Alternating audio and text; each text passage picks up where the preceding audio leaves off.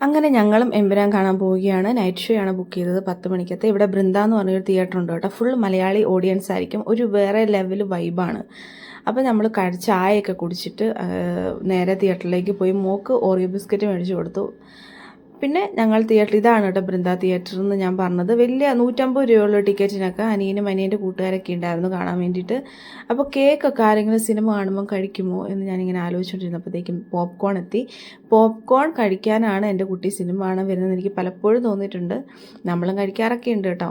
ഇതിങ്ങനെ ഒരു സ്ലോപ്പ് ആയിട്ട് ഇങ്ങനെ തിയേറ്റർ ഡിസൈൻ ചെയ്തിരിക്കുന്നതുകൊണ്ട് നമുക്ക് കാണാൻ ഒരു നാട്ടിൽ നമ്മളെങ്ങനെ സിനിമ കാണുന്ന ആ ഒരു വൈബ് കിട്ടണമെങ്കിൽ ഇവിടെ വന്നാൽ മതി കേട്ടോ. 150 രൂപയ്ക്ക് ഒരു നഷ്ടവുമില്ല.